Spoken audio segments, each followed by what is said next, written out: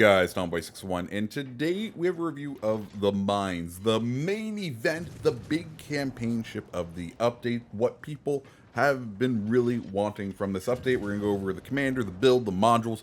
We're going to have two different games because I think there's two very different ways you can end up playing this ship. One of them definitely more fun than the other, but we'll be sure to show off both. So with all that said, let's first go ahead and dive on in to the commander. Now, the commander that I am running is Augustin Riggerwald. He's the new Warhammer 40k commander. I will also go over like a free-to-play commander that if you don't have Riggerwald or you don't want to spend the money to get Riggerwald, you can absolutely use and be pretty much just as effective. His inspirations I'm running is Kuznetsov and Mimbelli, with Merciless being his base trait. It increases your cruiser's AP shell maximum damage and reduces your cruiser's main battery reload time. Both very nice things. Then we're using Beyond Range Kraken Shells, which is his unique skill, which boosts the speed of your cruiser and also boosts the penetration multiplier of the shells. Then we're using Punch Through, which also increases that penetration multiplier and the damage of AP shells. Then Fixated, which helps with shell grouping and dispersion of your shells. And then I'm running Fully Packed, which is different than how I would run like Weimar, but that's because of some of those modules, or some of the consumables. The other one that you can absolutely run and do pretty much just as well with is going to be Von Mueller. This is the same one I run on my Weimar. We're running Norman Scott, Kuznetsov, Hardy, which increases the max skill or max speed of the cruiser, then Beyond Range, Igniter, Velocious, Fixated, and then I think I usually run Refill Station, but when I'm running Mines, I'm running with Fully Packed. As far as the modules go, first one, I'm running Aiming System Mod 1. This ship does have very slow turret traverse, so you may also want to give up some of that quick reload for a quicker turret traverse with Main Battery Mod 2, but I like running Aiming Systems Mod 1. Then I'm running Propulsion Mod just because I tend to like to play this a little bit more island hoppy, and therefore I prefer the boost to the engine. It helps me juke some shells and get going when I know I'm being targeted. Next, we're running the Steering Gears mod because you do also want some maneuverability. This ship is not exactly the most maneuverable vessel, so anything you can do to boost that is going to help. And then finally, Main Battery Mod 3, which is going to boost the reload speed of your main batteries at the cost of traverse speed of those turrets. So those are the four modules. Let's go ahead and go into the consumables. Now, the first one is going to be Damage Control Party. It's the one that you all know. Consumable duration is 5 seconds. Reload time is 60 seconds. And it has unlimited charges. Sonar, you do get the wonderful German sonar. It can detect torpedoes out to 3.8 kilometers, detect ships out to 5.6. It's going to last 118 seconds. It's going to have a 180-second reload time, and you're going to get 3 charges. Next, you have the you can also switch that out for defensive AA, though I think sonar is definitely the way you want to roll on this one. Next, you have the Catapult Fighter. It goes up for 100 seconds. It reloads every 80 seconds, and you get 4 of them. And then there's the Repair Party, which is going to heal 255 points of health every second. It's going to last 28 seconds. It's going to have a reload time of 60 seconds, and you're going to get 3 consumables of it.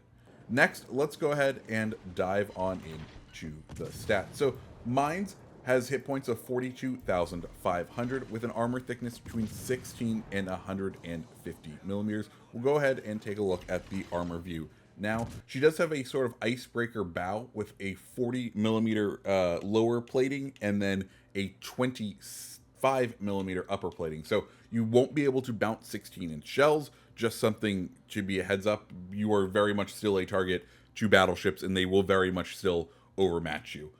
Next, the deck armor, we can see that it's split between a 27 millimeter deck in the main section of it, and then a 25 millimeter on bow in stern. If we want, we can go ahead and take a look at the Citadel, and we can see it is just about at the waterline, and it does have that slight turtleback shape, but don't expect it to really do much for you because you will still absolutely get slapped in this ship, and that's one of my bigger issues with it.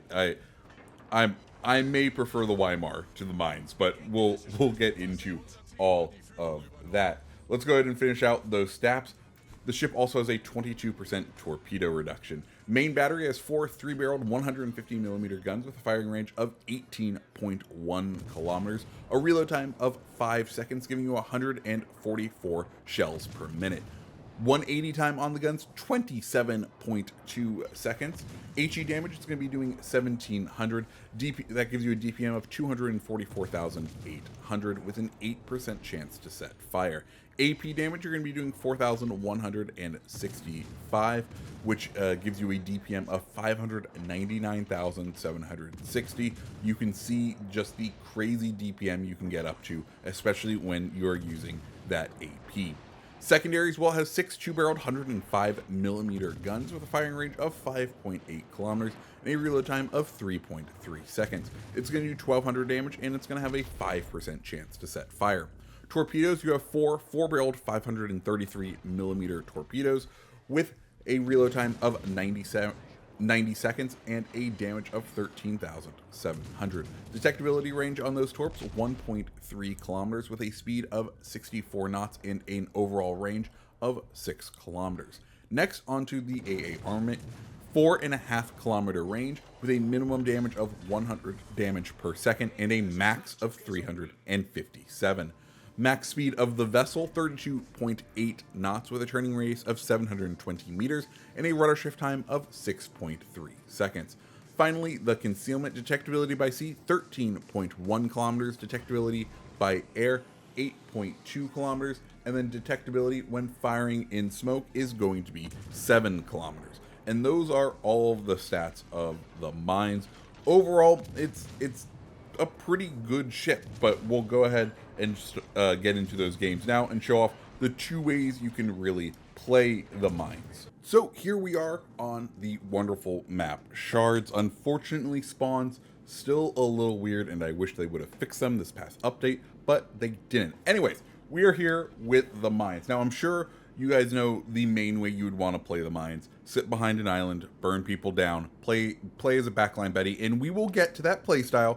Don't worry, we will show it off. But the other thing you can do is use the excellent AP of the Mainz to really push in and brawl, and that's exactly what we are going to do here. So the plan for us is we're going to push out wide towards these islands, use the islands to get close, and punish anyone who decides to be foolish enough to get into the cap. That's the plan. Let's see how we go ahead and execute it. First off, we do end up getting spotted, so we know there are going to be shells inbound. Mainz, very much a shell magnet, because people know the DPM that this thing can put out, and it absolutely does put out DPM. Good news, it's a Helena shooting at us, so we have time. There's plenty of flight time on those shells for us to be able to get out of the way. We're going to go ahead, flip over to AP, and start engaging Helena. Since he's somewhat broadside, we can get through that deck armor, and if we can find a citadel, it will be absolutely massive. Other cruiser pops up, and it's Ochakov, another not exactly heavily armored cruiser that we will happily take on. He is already kiting out, so it's going to be a little bit hard of a struggle. We do end up getting 2 fire set on us. We go ahead and pop our damage control party and our repair party. We're using our first of 3. Just to kind of mitigate the damage as we get over into cover. And this is one thing that you'll see a lot with the Mainz, is you're going to take a good chunk of damage. There is armor on this ship, but it's not very thick and it doesn't do very much, especially it's still very susceptible to HE, which cruisers will most likely be firing at you.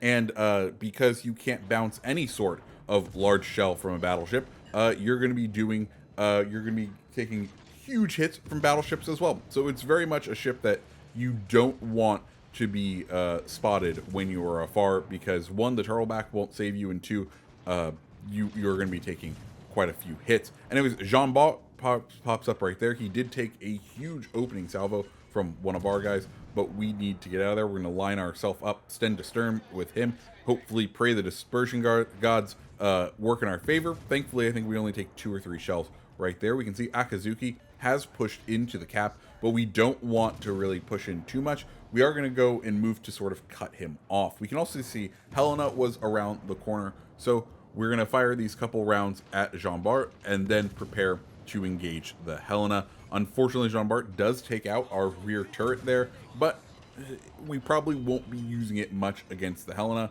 because if we go broadside to close range Helena, it probably won't be too good for us. Anyways, we are currently detected by sonar, telling me that someone is running the sonar, and Akazuki doesn't have sonar, so it must be this Helena. We get spotted by him, take the first shells. He's loading AP, hoping that we were going to be broadside.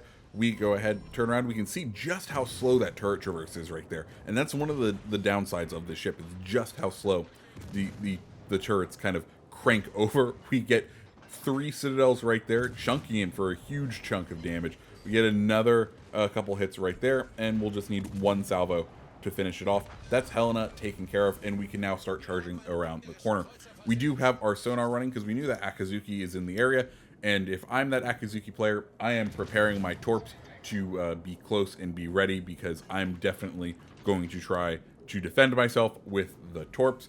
One of the other things with the Mainz, not exactly a very fast ship, nor does it accelerate particularly quickly. You can see we're at full speed, and we have yet to reach 30 knots, and top speed of the vessel is only 32 knots. Like, it takes a minute for this thing to get going, and when it does get going, it is not exactly the most maneuverable or quick vessel in the world. Akazuki still in island cover, though he is turning out, so that we are now going to start starting to see him, which is exactly what we want to do. His smoke is providing a little bit of cover for us, though we do get spotted here, which tells us there's someone else somewhere nearby, most likely that other destroyer that is currently unspotted. Akazuki somewhat broadside to us. Thankfully, we still have our sonar running. We see his torps come out. We're going to go ahead, turn in, put full reverse on the ship, and be able to easily dodge this set of torpedoes. Then we have Friesland deciding that open water firing is the way to go, and we are going to go ahead and finish him off relatively quickly. We do see the kind of inaccuracy of the gun if we look at these shell groupings right here. Not exactly the best known to man, which does end up hurting us just a little, but we do end up taking out Friesland right there. We're going to swing the guns right. We see Jean-Bart is out dealing with the rest of the enemies. We're going to go ahead and let him know, hey, we see you. We're going to go ahead and touch him with some HE. Flip over to AP because he is broadside, and Jean-Bart, you can absolutely devastate when battleships are broadside to you. Mainz does an excellent job of just melting them away with AP. Next, we see Ochakov. We get a brief little view of Ochakov, so we go ahead, hard rudder to the right, try to get our nose in because we are somewhat broadside, and he can absolutely hurt us with AP, and that's exactly what he plans to do. He gets a really solid hit there, though we do tag him with a citadel. We're going to continue to turn in, hope that he stays at this angle, because at this angle we are able to get those citadels. 1 more salvo to go. His torpedoes are coming in. We're going to go ahead and just try to shoot the gap right here. Noses through, turn the tail, and we are absolutely through. Ochakov just about down now. 1 more salvo of AP finishes him off, and we need to hit full reverse because we do not want our nose coming out in front of this Jean-Bart. Or actually, no, we're going to try, and then we realize, oh, he's looking at us. This is a bad idea. We need to throw it in full reverse because, 1, we are not angled, and 2, that Jean-Bart has had our number pretty much all game. Like, he has not been giving us much of a break. We go ahead, take a huge hit right there, and we'll slowly reverse out, try to get behind this island cover, get this capture point taken because, well, while our team has only taken B, we have not taken very many losses. So if we can go ahead and take this capture point, it'll be good for the XP. But guys, that is the end of this game. That is kind of the up close advanced way to play Mainz. The other way you can do this and play this is, well, you do it like you would expect to do, and we'll show off that game now. So here we are on Haven. Now, of course, Haven did receive a spawn adjustment that was not in the patch notes, or maybe this one was the only one that was in the patch notes. There was a bunch of map changes and spawns that weren't in the patch notes, but did get pushed out. Anyways, we're going to play this match more sort of how you would probably intend to play Mainz and how you've probably seen a lot of them being played, and that's kind of trying to stay in the backline, kind of the HE spam, AP spam, long range sort of ship. And that's exactly what we're going to do here. We're going to push up, try to get to island cover, and then reap the benefits of being in island cover. Of course, we go ahead and see a Riga has popped up. We also see at 12.8, we have a Alaska, and we're going to start hounding that Alaska. Now, one of the downsides to playing Mainz at such a long range is the fact that we have turtleback armor. Turtleback does not do well against long range, and we can see just the effects of that right now. Thankfully, we do find ourselves in cover. We're going to go ahead and pop up our spotter plane, and then we see we are still getting spotted, looking for what is exactly spotting us, though we're going to try to take cover. Now, this is one of the things I have not been too much a fan of the Mainz about, is just the size of the vessel when compared to Weimar. Remember, you have the same exact guns, so really you're trading the characteristics of the ships, and for the size of the vessel, I am just not a huge fan of what Mainz has to bring to the table, right? Like, Weimar is much smaller, so it's much more effective at getting into those little nooks and crannies and finding cover, where Mainz is a much larger vessel. It has it's a taller ship, it's a longer ship, so it is easier for enemies to hit you. And yes, you do have a small buff to the armor, but it's not that substantial. Like, most of the things that are going to pen you in a Weimar are going to pen you in a Mainz. So really, is there any benefit to that additional armor? Not really. Anyways, at this point, our position is all but exposed, and we need to start making a quick retreat. Z23 pops into our sonar range, and we try to finish him off right there. Think he goes down from our enemy, but glad to see that he's able to be taken down. Of course, we are on double fires, and we need to get on out of here. We're going to try to focus down on that Riga, just kind of try to start to eliminate what ships we can. Also, try to not get hit by any of these torps, because if they hit us, that will be the end of days for us. So, Riga is out there. We're going to just kind of keep popping these little shells. Our heal is back up. At this point, we've now used all of our heals. I think in this match, I'm not running fully packed, but instead I'm running refill station. So that is why we are not seeing the 3 heals. So Alaska starts coming around the corner, somewhat broadside. So we're going to start pumping some damage into him. We get an okay hit with the AP. We'll try to figure out how our HE does. We can see that he's turning in now. Riga still kind of at range. One of the downsides is, of course, these are somewhat floaty shells, so at range it can be a little difficult to hit. You kind of want people who are stationary or sticking in or keeping at least on one path. Iowa, same thing out there, just at the outer extremities of our range. We can see one of the downsides to running refill station right now. You see our detection radius is actually larger than our firing range, and that's because we fired when we had the benefits of the range boost of refill station activated, and at that point we were being spotted further than we could even fire. Alaska looks like he's starting to retreat, which means he's sensing some weakness. We're going to go ahead and start piling on to him. It's kind of one of the things you want to read about your opponents, right? If someone isn't doing too well, if they're not feeling comfortable with the situation you're in, you want to add pressure, you want to add stress to that captain, and that's just what we're going to do here. And there's no better way to add stress than an infinite rain of HE shells. So we're going to dial him in right here, and now just start popping away. One of the things I have been noticing last update and now this update is shells seem to be falling short a lot more often than they once were, which is a little unfortunate. So just start to remember. I know what I've had to do is start remembering to aim just slightly higher than what I'm used to aiming, and then usually things work out. We can now see kind of the dispersion on these shells. They're still pretty decent. They're not coming down in one very tight cluster, but they do have a pretty good spread, both horizontal and vertically. Alaska kind of backing up as far as he can, trying to get out of the range of everyone, but we're just going to continue to farm him here, right? We're pretty comfortable. It's capture the base. There's no objectives in the middle to really be worried about. There's no one in our base. If there is someone in our base, we can easily go ahead and deal with them. So right now, we are just happy kind of farming away, and this is kind of the playstyle of the Mainz. Not exactly the most fun, not exactly the most glorious, but it's what this ship is good at, finding that spot to hide and to engage the enemy and slowly just do that damage over time, tick away at them, you know, do what you can. And yeah, that's kind of where we are. We can see Alaska almost at our maximum range, and he is down to about a quarter or less than a quarter of his health. He only has about 10,000 HP left, but we do notice we are starting to be spotted, which tells us we are probably being spotted by that destroyer that was that's no longer spotted, that's kind of hiding from that battleship and that destroyer. And we can kind of notice right now,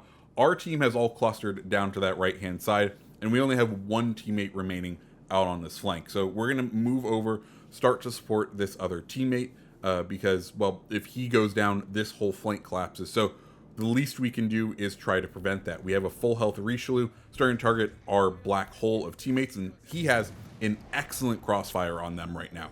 So as far as we're concerned, it's time for us to go ahead and start engaging him, start to do some damage to him.